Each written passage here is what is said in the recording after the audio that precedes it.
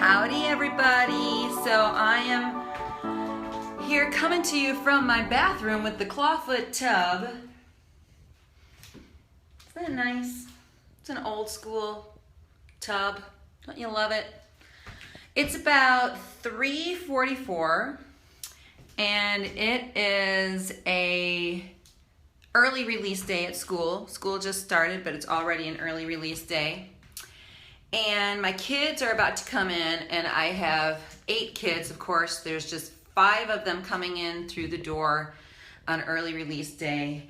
But I just felt compelled to shout out to all of those moms out there who are feeling extremely stressed out because they say their life is too chaotic. So I was getting ready because, hey there, because I'm doing an event tonight, a Wellness Wednesday. So between now and tonight, I have to make sure the kids get their homework done, the kids eat, make sure they get ready for bed and are prepared for tomorrow while I go out and do this Wellness Wednesday. Most of the time I'm home, but just to, put that out there. So the thing is that life can feel very chaotic at times. I personally sometimes feel like I'm going to pull my hair out. But I wanted to share the way that I cope with it and what I tell myself. What I've noticed is the self-speak for a lot of moms is very detrimental to themselves. They'll say things like, oh my gosh, I'm just not organized. Oh my goodness, I am so stressed out. I'm going to just strangle my kids. Oh my gosh, I feel like I just need to just run away. All of this type of things, or I'm not capable, or why is it that other moms are so much better at handling these things than me? I'm just not good enough. I'm just not wired that way to handle all this stuff. Well, I can totally relate. I know how you feel. But the thing is that the one thing that I want you to know is just show yourself some grace. The way I handle things is that I admit to the fact that I am a work in progress. We are all works in progress. But look at your assets and look at the gifts that you have to your children and understand that there's also a great lesson that you're teaching them in being able to live your life, on the fly and that type of thing.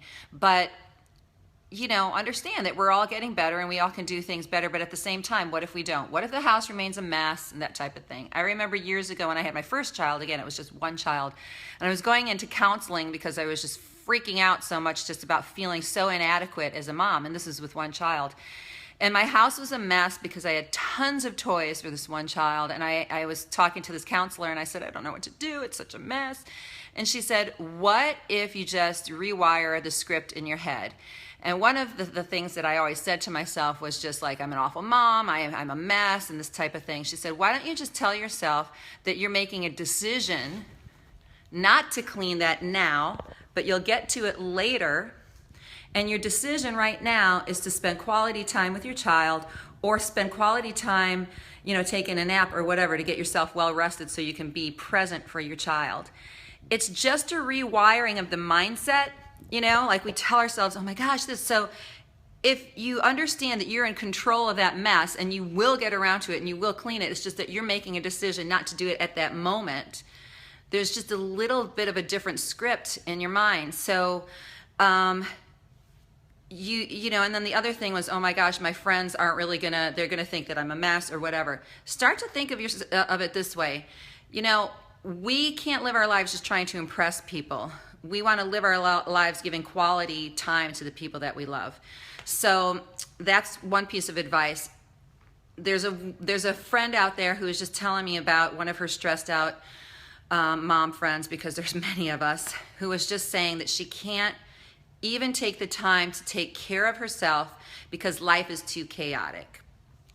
And the thing that I wanted to tell her is just, your taking care of yourself is the number one most important thing for your children and your family.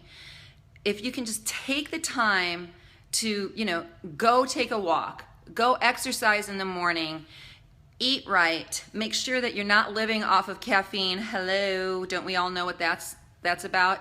But it's because you're tired, because you're exhausted, and when you start to let your health slip, what you're really doing is you're giving your family a disadvantage. You're not giving your family the most present mother that you can. You taking care of yourself is the best gift that you can give to your kids. So just the other thing I want to say is that many people who are stressed out, especially moms, start to feel like they're the only ones out there who, you know, are feeling that way. And I will tell you that it's a common theme. And the more that you talk to your friends about the way that you feel stressed out, the way that you feel tired, and maybe even that you need some help, what's going to happen is that you're going to open up a conversation with people, and they're going to share with you how they feel exactly the same way. The worst thing that you can do is isolate yourself, keep your mouth shut, and tell yourself that you're the only person who feels inadequate as a mom. You are not inadequate. You're totally adequate. You are the best mom your kids could have. You can handle the situations that are in front of you, and don't feel like you need to take it on by yourselves.